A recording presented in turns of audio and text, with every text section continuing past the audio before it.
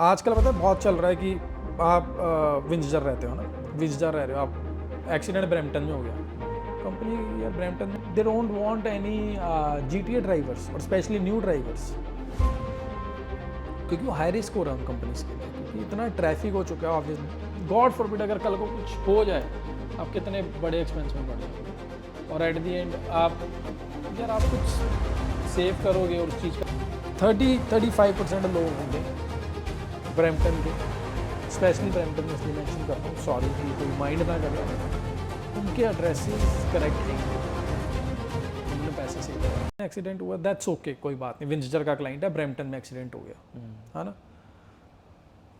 अब कंपनी कहेगी प्रूफ दो मुझे, आप कहोगे ले लो प्रूफ यार, मेरे क्रेडिट स्टेटमेंट्स ले लो 3 महीने की, मेरा फ़ोन का बिल ले लो, डन हो गया सॉर्ट। अब जो रही ब्रैम्पटन में रहा है, उसका एड्रेस विंजर का है और एक्सीडेंट ब्रैम्पटन में हो गया, कंपनीज ने प्रूफ मांगे, फिर कहाँ कंपनी सर्व करेगी? आप तो कुछ है ही नहीं ना प्रूफ, कंपनी कहेगी लीज एग्रीमेंट दो, पिछले 3 महीने की स्टेटमेंट दे दो क्रेडिट कार्ड्स की, क्रेडिट तो आप तभी यूज़ करते हो ना। और कंपनी बहुत स्मार्ट है आजकल यार, कंपनी को पता है कि यार सारे क्रेडिट कार्ड के दम पे चल रहे हैं इस कंट्री में, आप कैश यूज़ करते हो? मैं तो नहीं करता, मैं तो क्रेडिट कार्ड यूज़ करता हूँ, क्योंकि बनता ही हमारा क्रेडिट स्कोर उससे। तो कंपनी कहेगी यार ग्रोसरीज तेरी सारी ब्रैम्पटन की है, खाना तूने इंडियन स्वीट मास्टर से खाया है या सेक्टर 17 से खाया है, एक्सीडेंट तेरा ब्रैम्पटन में हुआ और एड्रेस विंजर का बॉर्डर के पास का, डेट्रॉइट के, है ना। तो कुछ मैच ही नहीं कर रहा वो। कंपनी कहेगी क्लेम रिजेक्ट, मिस रिप्रेजेंटेशन, तूने रॉन्ग इन्फॉर्मेशन दी इंश्योरेंस कंपनी को, राइट हुआ पॉलिसी कैंसिल, क्लेम कैंसिल। और जब अगर कंपनी पॉलिसी कैंसिल कर दे आपकी, 6 साल तक आप इंश्योरेंस नहीं बाय कर सकते ओंटारियो में, क्योंकि ये मिसरैप है, क्योंकि आप गलत इन्फॉर्मेशन दे रहे हो ना एट दी एंड किसी को। यार कल को आप डिसेबिलिटी इंश्योरेंस लेने जाओ, आप उन्हें कहो कि यार दोनों लाते नहीं चलती, पर आपको यार मेरी एक नहीं चलती, एक तो चलती है, एट दी एंड आपको क्लेम लेना हो, कहोगे यार, वो कहेंगे तो पागल बना रहा है यार, इसकी तो दोनों काम नहीं करती थी, इसने तो लिखवाया था एक काम करती है, इसने तो दूसरी का क्लेम लेना था। तो यार ये बहुत सारी चीज़ें मैटर करती हैं जो कि हमारे लोग नहीं समझ पाते। हमारे लोग तब समझते हैं जब 4-5 साल हो जाते हैं ना, और जब उन्हें ज़रूरत पड़ती है, एट दी एंड नीड होती है इंश्योरेंस की, तब जाके उन्हें समझ लगती है कि हाँ ये बहुत मोस्ट इंपॉर्टेंट फैक्टर है इंश्योरेंस बाय करना, और हमारा रिकॉर्ड मेंटेन करना, क्लीन रिकॉर्ड, रिकॉर्ड तो सब मेंटेन करते हैं, क्लीन रिकॉर्ड मेंटेन करना वो बहुत मोस्ट इंपॉर्टेंट है इस कंट्री के अंदर, स्पेशली इन ओंटारियो नाउअडेज। जो यहाँ की GTA की मार्केट है उसको इंश्योरेंस परस्पेक्टिव के हिसाब से अलग अलग देखा जाता है पूरे कनाडा में। कनाडा की ऐसी प्रोविंसेस भी हैं जहाँ पे इंश्योरेंस बहुत ही चीप है या इतनी एक्सपेंसिव नहीं है एज़ कम्पेयर टू यहाँ से, जैसे क्वेबेक हो गया। हाँ क्वेबेक हो गया, इवन तुम अल्बर्टा सस्कैचुअन वाली साइड चला जाओ, मैनिटोबा, वहाँ तुमको बड़ी सस्ती इंश्योरेंस मिल जाती है। यहाँ के हिसाब से तुमको 1/3 पे करना होगा जो जितना तुम यहाँ पे कर रहे हो। तो ऐसा क्या रीज़न है जो GTA की मार्केट इतनी हॉट है या उसको अलग थलग समझा जाता है पूरे कनाडा से? मैं ना बार बार एक एग्जांपल दूंगा आपको, आप 401 पे जाओ और आपको रीज़न पता लग जाएगा इसका। यार आप पॉपुलेशन देखो, यहाँ पे हर 40 मिनट्स में एक गाड़ी चोरी होती है GTA में से, हर 40 मिनट्स में, ठीक है। और आप बाहर की मार्केट देखो जाके, आप क्यूबेक की बात कर रहे हो, आप बात कर रहे हो सस्केचुअन की, मैनिटोबा की, अब वहाँ की प्रोफाइल गूगल सर्च करो अभी, देखो आपको पता लग जाएगा कि वहाँ पे थेफ्ट का या क्लेम रेशियो आप देखोगे कि कंपनीज आज के टाइम पे लॉस में है GTA में।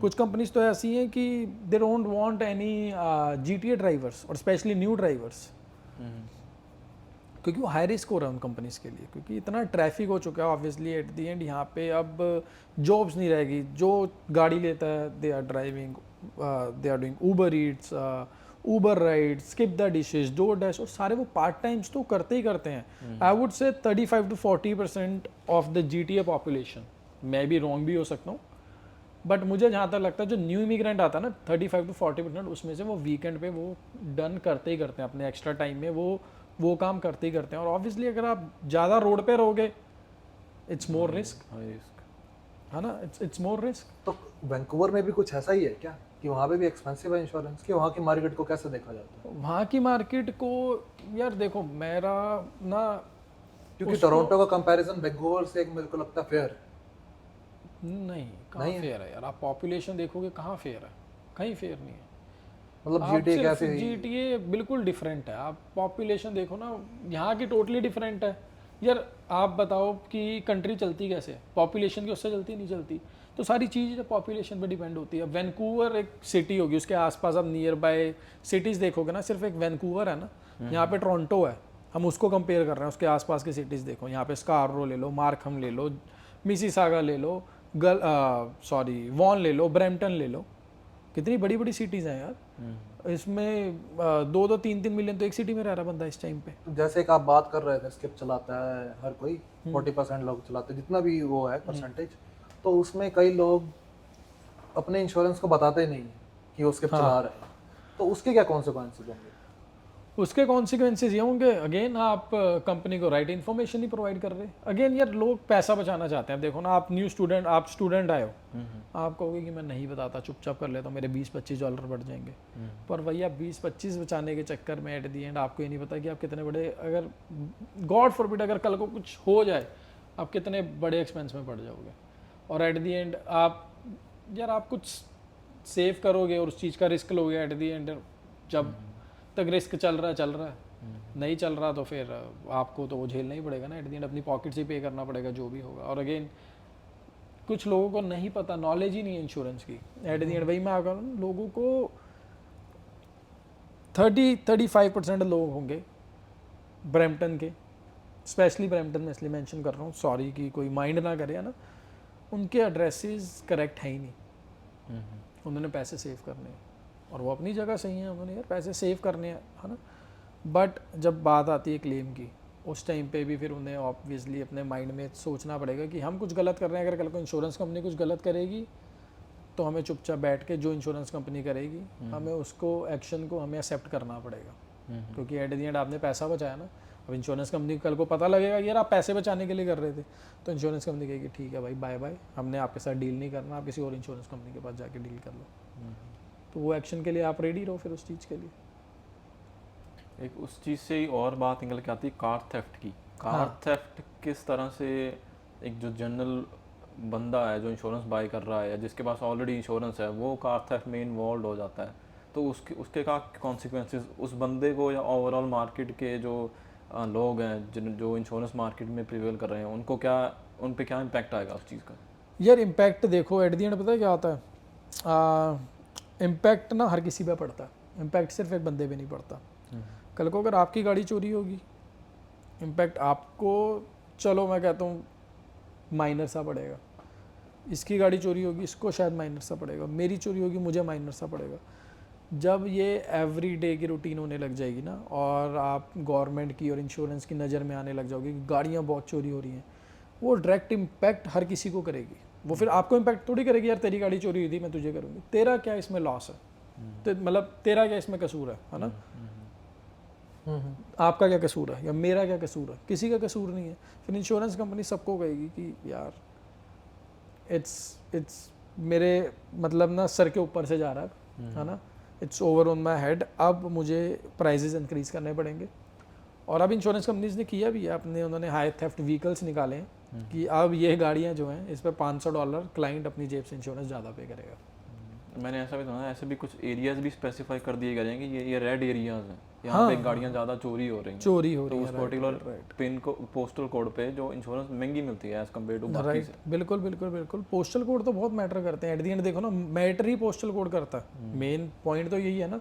अब ब्रैम्पटन का भी पोस्टल कोड और एक पोस्टल गल्फ का भी है, विंचस्टर का भी है, और आपका टोरंटो का भी, आप कंपेयर कर लो, डिपेंड करता है again population to population, again की कौन सा लो रिस्क एरिया, कौन सा हाई रिस्क एरिया, कौन सा लो रिस्क है, कौन सा हाई रिस्क है, तो कंपनी उसके हिसाब से आपको ट्रीट करेगी। चाहे आपका रैकेट में करो पूरा क्लीन हो, पर अगेन आप रह उस एरिया में रहो जो हाई रिस्क एरिया है, राइट, तो आपको कहीं ना कहीं तो इम्पैक्ट करेगा ना। जैसे कि एक और सिनेरियो आता है मेरे दिमाग में एक्सीडेंट का, कि अगर किसी की गाड़ी पार्किंग में कोई हिट करके जाता है, जैसे कईयों के ड्राइववे होते हैं, कोई टर्न कर रहा होता है, लग जाती है, या फिर कोई स्ट्रीट पार्क करते हैं, उसमें किसको एक तरीके से हम कह सकते हैं कि विक्टिम है उस सिचुएशन का, क्योंकि जिसकी गलती तो थी ना, जिसकी गाड़ी थी, उसने स्ट्रीट पार्किंग करके छोड़ दी, उसको पता भी नहीं है कि कौन मार के गया, तो उसमें वो सिनेरियो कैसे प्ले आउट होगा? उसमें सिनेरियो ऐसे प्ले आउट होगा कि आप चेक करो आसपास किसी के कैमरेज लगे हैं, स्ट्रीट कैमराज हैं, या आपके गाड़ी आपके ड्राइववे में खड़ी है तो हाउस कैमरा आउटडोर जो कवर करता है वहाँ से देखो कैसे हुआ, जो है ना, कंपनी को भेजो। If you don't have any proof then obviously आप इंश्योरेंस कंपनी कॉल करो, insurance company will cover everything, but again आपको डिडक्टिबल पे करने का, डिडक्टिबल पे इसलिए करना पड़ेगा, रीज़न क्योंकि आपके पास सामने वाली पार्टी की इन्फॉर्मेशन नहीं है, और जब आपके पास इन्फॉर्मेशन नहीं होती company will say okay you have to pay us that deductible will get your car repair. So it's simple as that. It's वो डिपेंड करता है कि कितना लॉस हुआ है एक तरीके से। या अगर डिडक्टेबल से कम का ही लॉस हुआ है तो फिर उसमें मुझे नहीं लगता कोई फायदा फिर को खुद ही कोई नहीं कराएगा, कोई कहेगा यार 500 की गाड़ी रिपेयर हो रही है, कंपनी कह रही है 1000 रुपये करो, तो मैं अपनी कैश पॉकेट से करा लेता हूँ। अब थोड़ा हम इमिग्रेंट्स को लेके चलें, लोग जैसे इंडिया से आते हैं, पीआर पे आते हैं, वर्क परमिट पे, स्टूडेंट परमिट पे आते हैं, स्टडी परमिट पे आते हैं, तो वो हर चीज़ की तैयारी करते हैं। उनके सपने होते हैं हम वहाँ जाएंगे, मस्टैंग लेंगे, हाँ दोस्तों के साथ घूमेंगे। वो आर्ट्स की तैयारी करते हैं, कॉलेज की तैयारी करते हैं, जॉब की तैयारी करते हैं, घर की करते हैं, लेकिन एक इंश्योरेंस मुझे लगता है किसी के भी दिमाग में नहीं आता है इंडिया में रहते हुए कि वहाँ जाके एक जो बड़ा एक्सपेंस देखा जाए तो इंश्योरेंस भी है एग्जैक्ट। वो कोई भी नहीं सोचता वहाँ पे। तो उसमें वहाँ पे दूसरी कंट्री में, खासकर इंडिया में रहते हुए हम ऐसा क्या कर सकते हैं कि हमें कॉस्ट उसकी यहाँ पे आगे कम पड़े? यार आपने बहुत अच्छी बात करी कि इसकी ना एक्सपेंस कोई देखता नहीं, बहुत एक हिडन सा एक्सपेंस है। नहीं, हमने भी नहीं कभी किया, हम भी यार we all came as a student, है ना, और हमने भी कभी, आजकल आप देखो लोग घर का रेंट पे कर रहे हैं तो उतनी, कहीं लोग तो इंश्योरेंस पे कर रहे होते हैं। कोई किसी का 450-500 अगर रूम शेयरिंग में है या रूम रेंट भी है, इतनी तो लोग इंश्योरेंस पे कर रहे हैं गाड़ी की। तो यार वहाँ से आप क्या करके ला सकते हो, आप अपना ना, जब सबसे पहले तो जब 18 साल के हुए आप, वहाँ पे 18 साल की उम्र में लाइसेंस बनता है ना, कि आप अपना लाइसेंसिंग करो एज सुन एज पॉसिबल। अगर आपके माइंड में है ये कि यार मुझे बाहर की कंट्री में जाना है, वहाँ अपना एक्सपीरियंस एब्स्ट्रैक्ट लेके जाओ, ड्राइविंग एब्स्ट्रैक्ट जिसको हम कह देते हैं। वहाँ आप जाके, यहाँ तो सर्विस ओंटारियो होता है, वहाँ आई डोंट नो, मैं भूल गया क्या होता है वहाँ पे, उनसे जाके आप अपना ड्राइविंग एब्स्ट्रैक्ट लो। यहाँ पे आके जब आप G1 देने जा रहे हो, G2 देने जा रहे हो, G देने जा रहे हो, मेक श्योर अपने लाइसेंस के साथ ओरिजिनल वो एब्स्ट्रैक्ट लेके जाओ, और अपना बैक होम का जो भी एक्सपीरियंस है वो मेक श्योर आप ऐड कराओ। और सबसे अच्छी चीज़ मैं आपको एक बात बताऊँ, बहुत लोगों को नहीं पता, बहुत लोगों को, मतलब 99.9% आपको इंश्योरेंस एडवाइज़र कभी गाइड नहीं करेंगे जो मैं आपको आज करने जा रहा हूँ, जिसके लिए न्यू इमिग्रेंट्स को बहुत हेल्प होगी। ट्रस्ट मी, अगर आपके किसी फ्रेंड के पास G1 है ना, और आप एक घर में रह रहे हो, G1 वाले को अपने साथ जरूर ऐड कराओ। रीज़न पता है क्या होगा? इंश्योरेंस के लिए ना बहुत सारे फैक्टर्स मैटर करते हैं, जिसमें से एक मेन फैक्टर पता है क्या है? आपका इंश्योरेंस का एक्सपीरियंस होना बहुत ज़रूरी है। अगर आप as a first time insurance buyer हो ना कंपनी के लिए, आप हाई रिस्क ड्राइवर हो। क्यों? क्योंकि उनके लिए तो आप सड़क पे फर्स्ट टाइम ड्राइव कर रहे हो, कंपनी विल सी यार ये तो हमारे लिए हाई रिस्क ड्राइवर है। अब आज आप देखो, आपका इंश्योरेंस का एक्सपीरियंस है, how much are you paying right now if you don't mind me asking? Around 200। और जब फर्स्ट टाइम इंश्योरेंस ली थी क्या प्राइस था? 380। क्या, क्यों आया इतना डिफरेंस? मुझे जहाँ तक मेरी अंडरस्टैंडिंग है, एक एज से आया, और मैं उसी सेम इंश्योरेंस के साथ ही हूँ पिछले 6 सालों से। और उसके बाद इंश्योरेंस का एक्सपीरियंस भी हुआ, हाँ, रैकेट क्लीन था। तो बहुत सारे फैक्टर्स मैटर करते हैं, जिसमें मोस्ट इंपॉर्टेंट फैक्टर आपका होता है इंश्योरेंस एक्सपीरियंस। तो हमेशा, बहुत लोगों को नहीं पता, मैं हमेशा गाइड करता हूँ कि अगर आपके साथ G1 वाला कोई ड्राइवर रह रहा है, चलो चांसेस हैं वो गाड़ी बाद में लेगा, जब भी लेगा, या नहीं भी ड्राइव करेगा, आप उसको अपनी इंश्योरेंस में ऐड कराओ। कल को अगर वो इंश्योरेंस लेने जाएगा ना, वो फर्स्ट टाइम इंश्योरेंस बायर के अकॉर्डिंग काउंट नहीं होगा। Company will give him an experience कि यार इसके पास इंश्योरेंस चल रही है, गिव हिम एन एक्सपीरियंस। तो वो चीज़ बहुत मैटर करती है।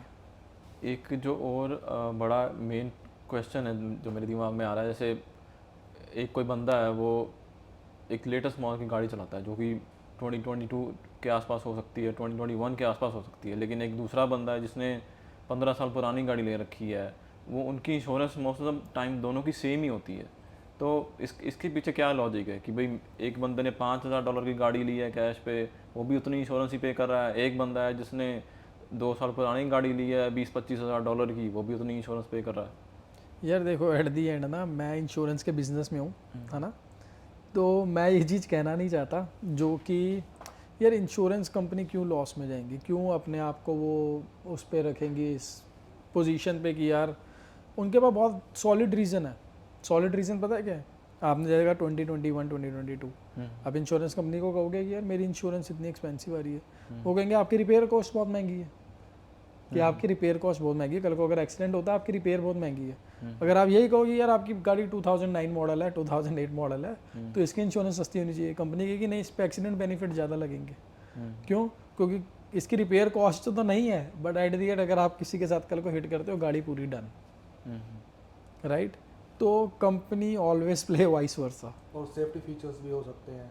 हाँ, सेफ्टी फीचर्स हो सकते हैं नई गाड़ी में। अब ऑब्वियसली आप नई गाड़ी लोगे, कंपनी कहेगी यार तेरा तो इसमें एक सेंसर ही 1000 का लगना है, और आप कहोगे ओके ठीक है मैं नहीं लेता, मैं पुरानी गाड़ी ले लेता हूँ। कंपनी कहेगी पुरानी ले ले, पर पुरानी गाड़ी को यार तू तो हल्का सा कहीं दीवार पे भी हिट करेगा, इट्स नॉट दैट सॉलिड, उसमें सेंसर ही नहीं है, तो तुझे प्रोटेक्ट कैसे करेगी वो गाड़ी? और इस पर तो मोर चांसेस हैं एक्सीडेंट्स के। तो it's always vice versa, company will not क्या बोलते हैं उस वर्ड को यार, कि आपको अपनी जेब से पैसे पे करने ही पड़ेंगे एट दी एंड। कंपनी के पास बहुत सारे आंसर्स हैं आपको देने के लिए। अगला जो क्वेश्चन है कि भाई थर्ड पार्टी इंश्योरेंस का जो प्राइस है वो as compared to full coverage वाले प्राइस में उनमें कितना डिफरेंस होता है दोनों में? उसमें डिफरेंस यार मिनिमम आप लेके चलो, फुल और थर्ड पार्टी मैंने एक्सप्लेन करी थी ना पहले कवरेजेस। फुल में you are fully covered kind of, third party में कि आप कवर्ड नहीं हो, आप बस सामने वाले को इंश्योरेंस के लिए कवर्ड हो, उसकी गाड़ी के लिए आप लायबल हो, दैट्स इट, ठीक है। और उसमें लोग सोचते हैं बहुत बड़ा डिफरेंस होगा कि यार मुझे 400 मिल रही है, पुरानी गाड़ी है मेरी, तो आप मुझे थर्ड पार्टी दे दो। लोग सोचते हैं 150-200 की मिल जाएगी थर्ड पार्टी में। मिनिमम $70, मैक्सिमम $100-$110, सिर्फ इतना डिफरेंस होता है, that's it. It's not a big chunk of amount की बहुत ज़्यादा एक्सपेंस है। मैं कहूँ कि यार आपको साल की 5000 की मिल रही है और वो 1500 की मिल जाएगी थर्ड पार्टी। अगर वो 5 की है तो आप लगा के चलो 4200 4300 की थर्ड पार्टी मिल जाएगी आपको। तो ऐसे कोई स्पेसिफिक बंदे भी हैं जिनको आप रेकमेंड करोगे कि भाई इनको थर्ड पार्टी ले लेनी चाहिए, या कोई ऐसे स्पेसिफिक जिनको नहीं लेनी चाहिए थर्ड पार्टी? यार एक ये बहुत अच्छा क्वेश्चन है, पता है क्यों? बहुत लोगों के ना कॉल्स आते हैं 2022 गाड़ी ले रहे हैं और कहते हैं थर्ड पार्टी इंश्योरेंस कर दो, क्योंकि वो बहुत जगह पूछ चुके होते हैं। स्पेशली क्योंकि जो नए न्यू ड्राइवर्स होते हैं ना उनको नहीं पता होता इंश्योरेंस का। जैसे हमने पहले एक्सप्लेन किया कि बैक होम से हमें जीरो नॉलेज है कि यार थर्ड पार्टी के और या कोलिजन कॉम्प्रिहेंसिव क्या है ना, थर्ड पार्टी कर दो हमारी, पर थर्ड पार्टी को करा ही नहीं सकते। रीज़न क्योंकि वो गाड़ी जो है अगर फाइनेंस्ड पे है तो नहीं करा सकते, पेड ऑफ है तो करा लो, no worries at all. But 90% लोगों की गाड़ी फाइनेंस्ड पे होती है। अगर वो फाइनेंस्ड पे है ना तो आप थर्ड पार्टी करा ही नहीं सकते, क्योंकि वो गाड़ी आपकी नहीं है, वो गाड़ी बैंक की है। जब तक आप उसका लोन अमाउंट आपका चल रहा है, पीरियड चल रहा है, जब आपकी गाड़ी पेड ऑफ होगी आप उसको थर्ड पार्टी करा तो हम पे ऑफ करेंगे, गाड़ी नहीं बचेगी। गाड़ी नहीं बचेगी, एग्जैक्टली। हाँ, तो ये डिपेंड करता है कि है ना। हाँ, अगर आपकी गाड़ी यार 2005, 7, 8 मॉडल है, आई वुड से कि गाड़ी की कॉस्ट अगर 2000 से कम है, I would say third party ले लो यार। कल को गाड़ी को कुछ हो भी गया, 2000 से तो ज़्यादा की रिपेयर होगी, तो 2000 की गाड़ी होगी, आप कहोगे जाने दे यार नहीं ले लूँगा, 2-3000 की तो गाड़ी है। अगर गाड़ी की कॉस्ट ही आप एक्सीड कर रहे हो, 10,000 की गाड़ी है, पुरानी लोग लेते हैं आजकल 10,000, 11,000, 12,000 है ना, तो फिर तो आई वुड से कि अपनी फुल इंश्योरेंस लो। कल को एक्सीडेंट में गाड़ी अगर टोटल लॉस होगी आपके तो 10-12 हज़ार गए ना। यहाँ पे एक बहुत बड़ा हुआ है रेयर एंड का। किसी को भी अगर किसी को इंश्योरेंस का नहीं पता ना, उसको रेयर एंड टर्म जरूर पता होती है कि भाई रेयर एंड नहीं करना है, रेयर एंड नहीं करना है। बड़ा डरा के रखते हैं ना कि भाई रेयर एंड कर दे तो तुम्हारा ही फॉल्ट है। तो उस चीज़ में क्या है, वो एक्चुअली है क्या रेयर एंड? वो अगर कोई रेयर एंड करता है तो 100% वही फॉल्ट पे, इररिस्पेक्टिव कि अगले वाले ने हार्ड ब्रेकिंग करी है या क्या है, वो है क्या टर्म? उसका मेन पर्पस क्या है? उसका मेन पर्पस यार रियर एंड ना यार बहुत सिंपल सी टर्म है। आई गेस हमें तो चलो पता है, जो बहुत न्यू ड्राइवर्स उन्हें नहीं पता होगी, मैं एक्सप्लेन कर देता हूँ। रियर एंड की आप यार बहुत पीछे से लाए, आपने हिट कर दिया सामने वाले ने, जैसे आपने कहा हार्ड ब्रेकिंग करी तो आपसे हिट हो गई, दैट्स जस्ट एन एक्सक्यूज आप कंपनी को दे रहे हो, but you know that from inside कि आप फॉल्ट पे हो। अगर हार्ड ब्रेकिंग हुई भी है, suppose if it's hard breaking, companies कहती हैं, या आप जब लाइसेंस भी लेने जाते हो ना, आपको जीवन आप जब देते हो उस पर बताया जाता है सेफ डिस्टेंस होना बहुत जरूरी है। वो कुछ मीटर्स का होता है, आई डोंट नो, है ना, 5 गाड़ियों का होता है। हाँ, जो भी होता है, आई हैव नो आइडिया, बहुत टाइम हो गया मुझे इस चीज़ का पड़े हुए, बट आपका एक सेफ डिस्टेंस होना चाहिए कि अगर सामने वाला हार्ड ब्रेकिंग कर रहा है तो आपके पास इनफ डिस्टेंस हो स्टॉप करने के लिए गाड़ी को। और अगर ऑब्वियसली आप स्टॉप करोगे, पीछे वाला भी सेफ डिस्टेंस लेके चल रहा है, वो भी सपोर्ट कर लेगा। बट सपोज अगर 3-4 गाड़ियाँ एक साथ बच गई, फिर वो इंश्योरेंस कंपनी हर किसी की स्टेटमेंट के ऊपर रिलाई करती है, डिपेंड करता है कि किसका फॉल्ट था, कैसे एक्सीडेंट हुआ, फिर वो डिपेंड करता है कंपनीज टू कंपनीज कैसे डील करती है। तो अभी ये पॉडकास्ट को एंड में ले जाते हुए कि एक लास्ट क्वेश्चन मेरा ये रहेगा कि लोग इस चीज़ पे हमारे लोग तो पढ़ाई से बहुत दूर भागते हैं, दूसरा उसमें ये मैं पूछना चाह रहा हूँ कि ये जो ड्राइविंग स्कूल्स हैं, हर कोई गाड़ी चलाने की तो क्लासेस ले लेता है, लेकिन कोई इन क्लास बैठना नहीं चाहता है। कोई रेयरली आपको मिलेगा जिसने इन क्लास स्टडी करी होंगी। वो मैंने करी थी, इन्होंने करी थी, और हमें रूल्स भी पता है। मुझे लगता है कि वो फ़ायदेमंद है, लेकिन आपका उस पर क्या ओपिनियन है? यार आई वुड से देखो, कुछ लोग होते हैं थ्योरी में ज़्यादा बिलीव करते हैं, कुछ लोग होते हैं प्रैक्टिकल ज़्यादा बिलीव करते हैं। मैं एक बहुत प्रैक्टिकल इंसान हूँ। मैं थ्योरी वाला इंसान नहीं हूँ कि मैं क्लास में गया वो मुझे कहें ओके ये डायग्राम है, इस साइन को ये कहते हैं, इस साइन को ये कहते हैं। ओके, आपको जो बेसिक ऑब्वियसली आप जीवन टेस्ट देने जा रहे हो, आप वो तो घर पे ही पढ़ के जा सकते हो। जो ड्राइविंग स्कूल में आपको क्लासेस चाहिए ऑब्वियसली दैट्स प्रैक्टिकल, वो आपको गाड़ी चलाना सिखाते हैं। जो लोग ड्राइविंग ट्रेनिंग सर्टिफिकेशन लेने जाते हैं वो आई नो, आपको भी पता है, आप एक कॉल करो उनको, वो राइट वे कहते हैं कि इतने चार्जेस सेंड कर दो, हम आपको सर्टिफिकेशन बना के दे देंगे। बट उसका जो मतलब है ना एक्चुअली वो आपको इन पर्सन जाके ही है कि आप इन पर्सन जाओ, क्लासेस लो, है ना। बट कोई करना नहीं चाहता क्योंकि आपको पता है किसी के पास टाइम नहीं है। बट अगेन ये पर्सन की एक बंदे की अपनी चॉइस है, अगर उसको लेनी है ठीक है, नहीं लेनी तो अगर किसी को प्रैक्टिकल जाना है तो प्रैक्टिकल जाए, किसी को अगर मोर नॉलेज चाहिए, इनफ टाइम है स्पेंड करने का ड्राइविंग के लिए, I would say go and देखो कि क्या सिखा रहे हैं और क्या चल रहा है मार्केट में, यार पता होना चाहिए। तो ये इन्फॉर्मेशन थी ऋषभ भाई की इंश्योरेंस को लेके। जैसे मैं तो सबको यही रेकमेंड करूँगा, इनकी बड़ी एक ऑनेस्टी और अच्छा जेस्चर था कि इन्होंने अब तक इन्फॉर्मेशन ही दी है, लेकिन अपनी मार्केटिंग बिल्कुल भी नहीं की। आप कहीं भी जाओगे अपनी मार्केटिंग ही देखोगे।